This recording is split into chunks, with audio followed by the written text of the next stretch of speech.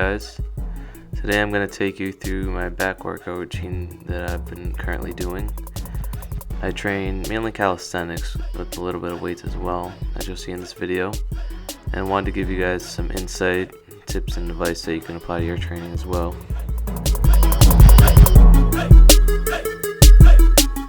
So here I'm just going through my warm-up. I usually do like a full body warm-up, even if I'm training just upper body or lower body. So right now just some of my upper body stuff. I did do a little bit more, and I practiced some handstands as well, but I didn't get that in the video. But yeah, just warming up. The first thing that I'm going to be doing here is working on my front lever. So you'll see the progressions I've been working on for that.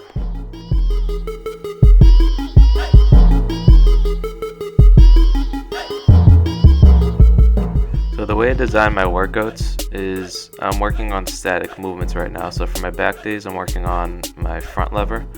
So I always do my static training before my actual workout.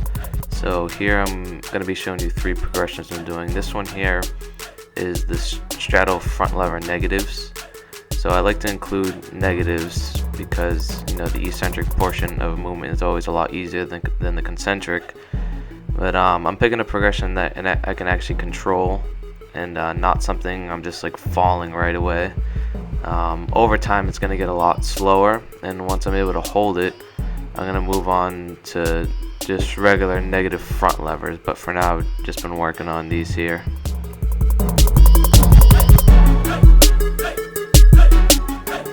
So now we're moving on to my second progression. It's the horse stance hold, so it's a static progression. So with static training, I like to use negatives, statics, and dynamics as progressions. So I already did my negatives with the straddles, and now I'm moving on to the horse stance, so I can actually hold this position. So here I'm just trying to hold as long as I can. I usually work up to like 10 to 15 seconds, like really get comfortable with the progression, and then I'll move on. So here we have the third progressions, the dynamic progressions for the front lever raises. Here, you know, I'm just going into the position.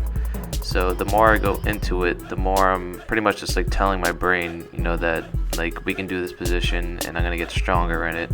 So, you know, over time, again, just like the other progressions, these are gonna get a lot easier as well.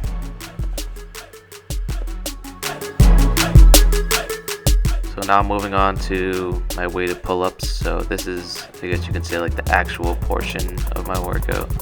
So it'll have some carryover to the front lever, but it's not specific to the front lever. But here I'm just doing some lightweight, 25 pounds. I'm actually coming off of a deload week here.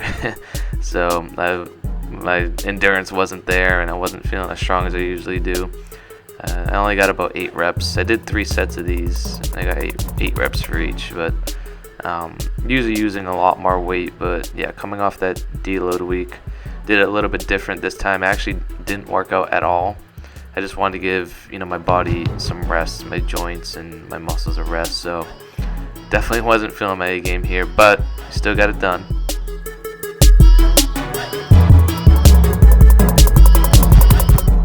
So now we're moving on to straight bar dips.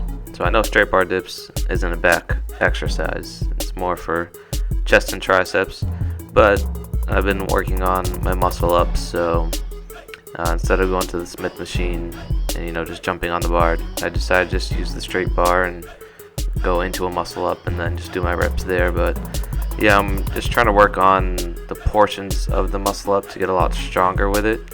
And I've had some issues in the past with it, shoulder wise, so getting stronger in each specific portion is gonna do me a lot better in the long run. So here we got Australian pull-ups. So if you notice, the beginning of my workout, it was kind of like the tougher exercises first. Just like, you know, if you're weight training, you know, you're gonna do your bench, squat, and deadlift first, and then your accessory work afterwards. So this is an easier exercise, you know, just pretty much straight rows. So I'm doing these last kind of as like a burnout. I did about 4 sets of these, and as you'll see here, I'm switching up the grip. So it's very important to, you know, use pronated grip and supinated to avoid muscle imbalances. But yeah, pretty much just finishing up the back portion of my workout with this exercise here. And as you'll see in a moment, I'm going to go on to some core work that's going to actually have some front lever carryover. So I'm finishing up with some dragon flags, so excellent exercise for some core strength, and it also has a lot of carryover front levers, because it's almost like you're doing it, but you're just on the ground with your arms supporting you. But that's going to do it for the workout. So I'll be uploading some more content here over the next few weeks. Be sure to like the video and subscribe. And check out my beginner's calisthenics push workout in the link below. Talk to you guys next time.